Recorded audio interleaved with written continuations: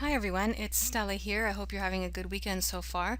It's the end of week one, and as we head into week two, I thought I would create a video just to give you a little advanced sense of what's coming up in week two, and also to go over the course navigation for those of you who are not able to make it in the week one face-to-face meeting. So this is our course homepage, and by now you will have noticed that we have a banner across the top and then two principal folders. The first folder is the Getting Started area. This contains important files such as the course outline. And then there is the Weekly Learning Modules folder, which contains a module for every week of our course, and if you click on the name of the module, you will see a table of contents that lists all of the contents for the whole week.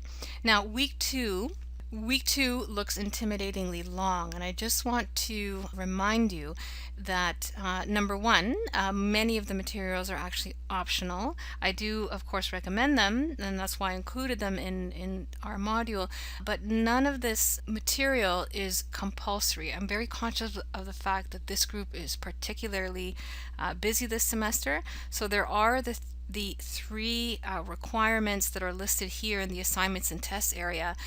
In order to achieve your completed status for the course, there are three minimum requirements you need to complete. Those are listed in the assignments and tests area, but all of these learning activities and materials are in effect optional.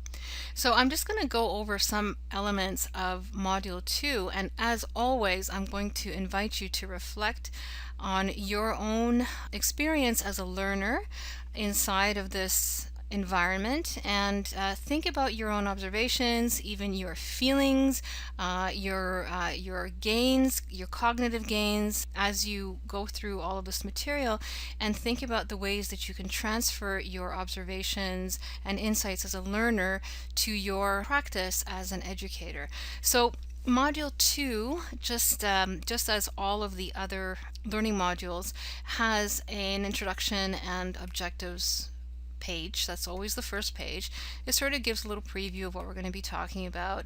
It lists the learning objectives and has a little preview of what we need to do for the week. It's always a good idea to make this kind of thing available to students. It serves as a type of advanced organizer. The next item in Module 2 is, once again, and I know that I repeat this almost ad nauseum, once again an invitation to consider your experience as a learner and how you can transfer this experience to your practice as an educator.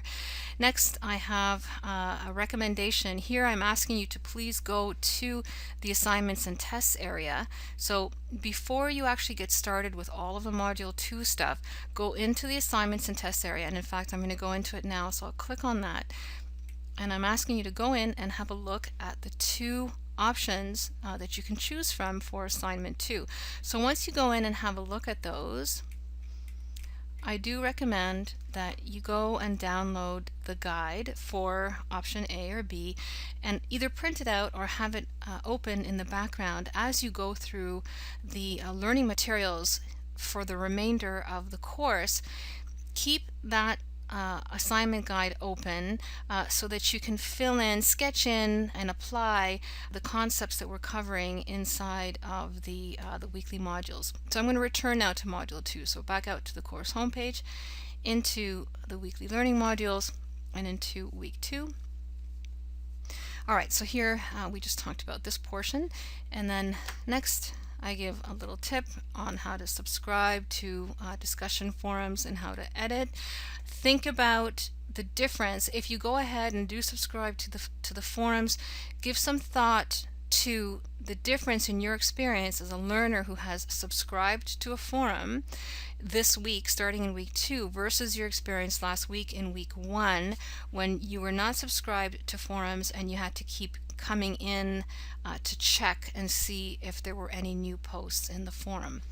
All right, and then we actually launch into the course content. So there's actually a lot of content here, but it has been, in keeping with good instructional design practice, it has been chunked down, and that is kind of the strange term for it. It's called chunking, and it means breaking down the materials into very discrete sort of digestible themes that are not overwhelming. So students could go through all of these concepts in one sitting, go through one page in one sitting, and then take a break and return to it at a time that works for them.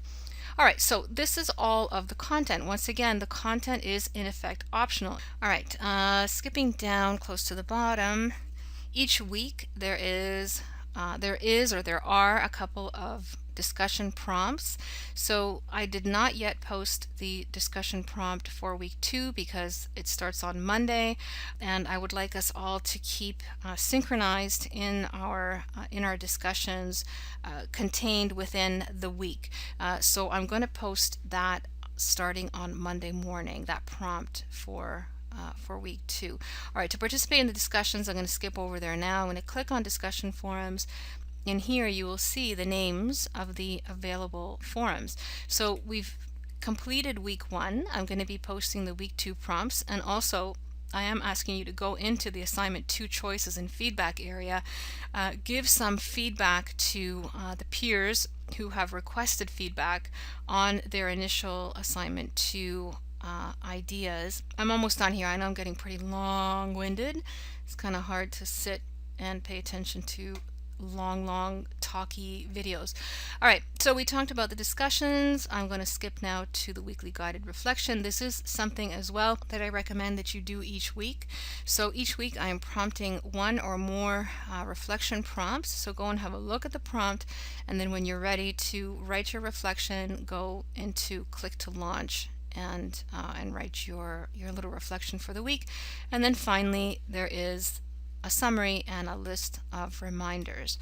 So that is what's coming in week 2. It may seem a little bit overwhelming. I assure you that it's all here for your own benefit. You're free to skip the parts that are not really of interest to you, but hopefully you'll find the whole thing interesting. I'm really looking forward to seeing your posts inside of the discussion forums, and I'm here if you have any questions. I hope this helps.